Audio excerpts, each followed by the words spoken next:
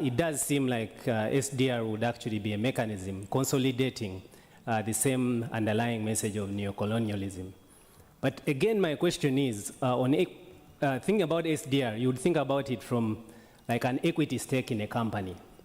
So as Africa, that's what we have at the IMF table. So there's going to be that difficult discussion in terms of what we bring on table and what we expect on the other end. So the feasibility of debate, for me, I actually think we should be thinking about the alternative financing mechanisms than spend a lot of debate on SDR and the potential realities. When we're talking about special drawing rights, we cannot already forget the discussion we had this morning, and particularly the words of our keynote speaker, in the role that the IMF has had and continues to have in consolidating the current structure of dependence of the Global South in the context of the dynamics of globalization. So let's look with that at what special drawing rights actually have done. I mean, virtually you have, with a stroke of pen, developed countries literally inventing money largely for themselves, although some have certainly also benefited, particularly middle-income countries, but largely from themselves. Then, despite the ethos and the pathos of the crisis, this money has been rechanneled now to the IMF to give it increased loan power to run another round of structural adjustment programs, this time in the name of climate, pretending that this will help the Global South adjust to the climate challenge when the West hasn't done it itself. And then he will probably claim that this loan money will be the climate finance that the West hasn't been providing despite its historical responsibility.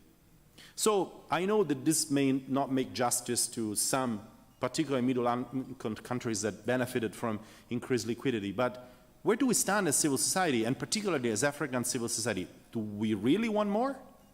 I'm not sure. Dealing with the issues brought by the COVID-19 pandemic, we were in need of nearly 400 and so much billion US dollar per year to address the challenges that we are facing. But now, an entire continent is concentrating on 33 billion. Because if you try to divide 33 per 55, you will see that nobody will be left with 1 billion US dollar. So why are we having this conversation? Because it has started, you know, with our leaders, and this is when we talk about leadership issues. Because no Asian country is engaged in this debate. Because if you look, you will see that they are speaking about other issues, not about concentrating on dividing, 33 billion into 55 people. So for me, and I do think that it is the feeling of everybody here, there is need for us to also embrace, a structural mindset change that will allow us as Africans to stand firm and to say that now we are engaging in a development process where we want things to change. Because if we concentrate on 33 billion and we are in need of more than 417 billion, and we are losing through illicit financial flows not less than 89 billion per year, it means that we have the money that is for the SDR. So why do we go to the IMF to go and beg that money? Because if you talk about this climate issue that he spoke about, we are now negotiating with Japanese. Just allow me to share that information with you. And they are trying to let us swallow the fact that we should engage in a net zero carbon emission, in the coming years to comply with the so-called Paris Agreement. But what people are not mindful of is, as Africa is aiming to transform and to grow, our carbon emission is also due to grow. So they are saying we need to transit from, carbon emission to a low carbon emission, or to decarbonization, or to green growth and everything. Who will do that? even people that are speaking about it are not even caring about that. They are now today trying to bring back the old ways of producing energy, and they are harnessing it without any other form of taking care about the rest of the world. So there is need for us to know that in this strategic game, Africa needs to stand firm and say, for the sake of our structural transformation, we also need to use, nuclear energy.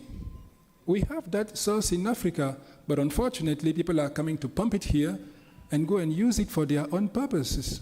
So there is need for us to understand that we sit in a very, very, very, productive continent, a very, very rich continent. There is need for us to look at what we have in here to ensure that we are able to accelerate progress. Let's not concentrate on side discussions, because this SDR, I think, since the last 2 years, we have spent a lot of discussion on that. Even that SDR, that money, I'm not sure there is one African country that can tell you that they have used that money to develop something. So there is nothing to expect about it. So let's concentrate on structural transformation. Let's concentrate on agricultural production, because people are hungry. And as we say in economics, you cannot design a long-term program with hungry people, because their expectations are daily expectation. Their anticipation are daily anticipation. But what you need is structural anticipation of people that are able to project their views in the next 10 years, not people that are hungry looking at meals. Sorry to be saying these things, but because I'm working for the African Union Commission, and I can tell you that when we go to negotiations, people are not happy when I'm there, because I will always speak this way. The discussion with Japanese can start at 10 a.m. in the morning, and we sleep at 3 a.m. because we are saying we don't want to understand, we don't want to accept anymore that this continent is not able to raise its voice despite all the challenges that we are facing. If you do think that you will continue laying down for people to work on you, you will never achieve anything. Just to finish, I know we are in a rule-based international system and also in a power-based system. Because if you look at things that are happening to us, it is about the rules are very, evolving with regards to the interest of people that are, projecting those rules. But the thing is, we need to adapt and to make sure that we are also able to become, not only rule takers, but rule makers in our continent. We design and implement projects with winning the loan in mind. That's what drives the design of a project, for instance. It's about getting the money, but not actually designing projects that are sustainable, that will sustainably service that particular loan that we are taking. It's about getting that money, and we see that once we get that money, I'm yet to see projects that have been implemented within the set timelines. Sometimes once we get that money, or once we get that loan, we reallocate it to consumption, and that becomes a problem. And I agree with Patrick that we are in a power game. And in a power game, you don't just look at today. It is long term. And I agree that we might be flogging a dead horse when we're chasing the SDRs. But it's not just about the 33 billion. If we got that 3 trillion to meet our immediate needs, as we focus on sealing the loopholes that facilitate illicit financial flows, that's very important. And it's not that there are no resources in this world. Look at how much the US is spending on the Ukraine war. It's more than what was allocated at the moment. It's almost $1 trillion already. So the resources are there. And Africa, we're endowed with the resources. And I agree with Patrick when he talks about the issues of net zero. but we need to also ask ourselves, with what we are facing today, where do we need to invest those little resources that we have? Is it in the fossil fuels that is fueling this particular climate crisis, or is it in renewable energy that will power our development? And let's not be cheated, because of the Russia-Ukraine crisis, we are seeing delegations and delegations coming to Africa to exploit our gas and signing deals. Are we going in the next 20, 30 years to be left with stranded assets as the rest of the world moves? So those are certain reflections that we need to ask ourselves as we strategize, as we understand and strategize in this particular power game. And let's look at it from a long-term perspective and not just today and responding to crisis after crisis. There will be another crisis tomorrow. So will it be about, will it just be about SDRs and SDRs? Where will the next health pandemic get us? It is insane that in this continent, when COVID-19 hit, a country had more vice presidents than the number of ventilators in that particular country. So where are our priorities as we talk about these issues? It's the leadership of the African continent. And it's not that we've not come together before. We came together, developed the Agenda 2063. We came together and developed an Africa common position when we were negotiating Agenda 2030. It's time that we come together and push the implementation of the Agenda 2063, push the reform or the disbandment of the international financial architecture. This idea that somehow we are putting all our eggs in the SDR basket is false. Nobody's suggesting we should do that. However, we are at the African continent represents a huge number of countries, and within the forum of something like the UN, that's a bulk of voices that can make a difference. Mm-hmm. And from that particular perspective, we need to say, what all can we do?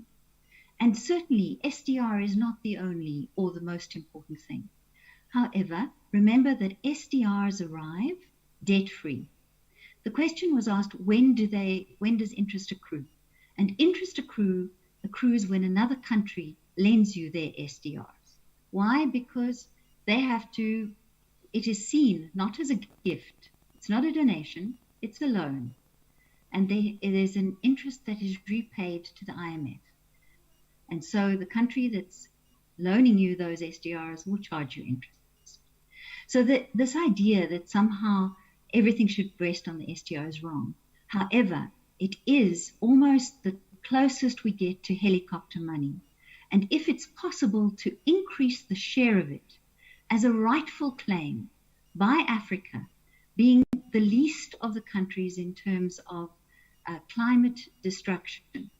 And this is a mechanism by which the neocolonialists, of which we have spoken about many times today, could make a difference. I don't think we should reject it out of hand. The big issue, of course, that has been mentioned throughout is that the African voice needs to be organized. There is a real need for a real response to the common framework. It is only African countries that have so far been able to be eligible for the common framework, and there are 4 of them that are, and Mozambique is the only one that hasn't applied for it. But when we look at the response and the timing and how difficult it is for Zambia to actually cope, and the other countries to cope with the outcomes of it, it's uncertain. That is where we need to focus our energies, to say, how do we restructure this rule game, not only so that we can make the rules, but what rules would work for us, define that, and actually ensure that there's a position of strength rather than simply saying it's not working for us. I would really recommend that there would be an energy that focuses on how that voice can be channeled and thought through carefully. SDR allocation can work provided we have the requisite legal framework and policy frameworks around accountability and transparency to ensure that they're used put to proper use instead of being wasted.